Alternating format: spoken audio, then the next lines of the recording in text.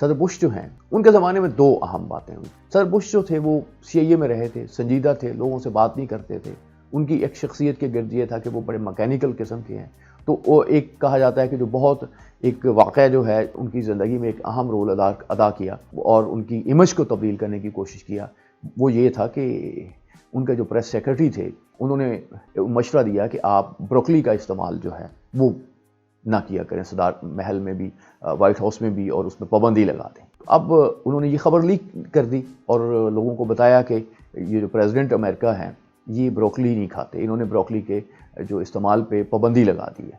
تو اس پہ ایک اور خود وہ خبر جو ہے وہ لیک کر دی میڈیا میں، اس پہ ایک شور مچ گیا اور انہوں نے کہا یہ تو بالکل غلط بات ہے کہ بروکلی جو ہے ایک ہیلدی سبزی ہے اور لوگ امریکن اس کو بڑے ذوق و شوق سے استعمال کرتے ہیں. جارجیا میں خاص طور پہ اس پہ بڑے مظاہرے ہوئے یا ان مظاہروں کا اہتمام کیا گیا. وہاں سے 2 ٹرک جو ہیں ان کو بھر کے جو ہے وہ گفٹ کے طور پہ وائٹ ہاؤس بھجوایا گیا. جو مسز بش تھیں انہوں نے ان ٹرکوں کو ریسیو کیا اور انہوں نے کہا کہ بروکلی جو ہے بہت اچھی سبزی ہے، بہت اچھی چیز ہے، ہمارے بچوں کو اسے استعمال کرنا چاہیے. مطلب پریزیڈنٹ صاحب کا مسئلہ یہ تھا کہ پریزیڈنٹ صاحب کی والدہ جو ہیں یہ زبردستی انہیں کھلایا کرتی تھی. تو اب وہ یہ بات بتانا چاہتے ہیں کہ میں بڑا ہو گیا ہوں، میں پریزیڈنٹ ہو گیا ہوں، میں خود اپنے فیصلے کرتا ہوں، میں بروکلی نہیں کھاؤں گا. بہرحال یہ ایک جو ان کا ایک تاثر تھا وہ انہوں نے اس کے زمانے میں یہ قائم ہوا. اور صدر بش کے زمانے میں ہی یہ میڈیا آیا، الیکٹرانک میڈیا آیا. یہ 24 جو نشریات ہیں یہ ہر وقت چلے گا، یہ صدر بش کے زمانے میں آیا. صدر بش جو ہیں وہ کہتے تھے کہ ایک بیسٹ پیدا ہو گیا ہے جس کو مسلسل خبروں کی ضرورت ہے. اگر اس نے 24 گھنٹے میڈیا نے زندہ رہنا ہے تو اس کو مسلسل خبریں آپ کو فیڈ کرنا پڑیں گی، وگرنہ یہ میڈیا آپ کو کھا جائے گا. اس پہ ایک وائٹ ہاؤس کے جو رپورٹر تھے اس زمانے کے اور بڑے امریکن دانشور ہیں، انہوں نے فیڈنگ دی بیسٹ کے نام سے ایک کتاب بھی لکھی اور جس میں انہوں نے صدر جو بش ہیں ان کا یہ واقعہ بیان کیا. اس کے بعد اگر ہم بات کریں گے صدر کلنٹن کی، انہوں نے اپنی تقریروں کو بہت استعمال کیا میڈیا میں اور وہ ایک سٹار کے طور پہ تھے اس میں، الیکٹرانک میڈیا میں بھی، پرنٹ میڈیا میں بھی. ان کا میڈیا کے ساتھ بہرحال ایک معاملہ، کچھ ان پہ اعتراضات بھی ہوئے کہ بعض اوقات وہ میڈیا ٹیمز کو ساتھ لے کے چلے جاتے تھے تو میڈیا ٹیم جو ہے وہ لندن میں رہ جاتی تھی، وہ خود پیرس میں چلے جاتے تھے. بعد میں جو ان کے لوگ تھے انہیں اہتمام کرنا پڑتا تھا کہ میڈیا ٹیم جو ہے وہ پہنچائی جائے. تو یہ کلنٹنز کا میڈیا کے ساتھ معاملہ جو ہے وہ کوئی بہت اچھا نہیں رہا، لیکن باہر وہ میڈیا کو استعمال کرتے رہے. لیکن ان کا دوسرا ایک طریقہ کار تھا لوگوں تک پہنچنے کا.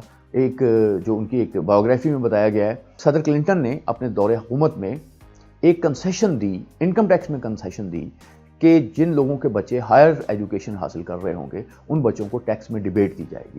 تو امریکہ جو ہے اس کے اکثر گھروں کے بچے جو ہیں وہ ہائر ایجوکیشن میں جو ہے وہ اس میں کر رہے ہیں، اس میں ہائر ایجوکیشن حاصل کر رہے ہوتے ہیں.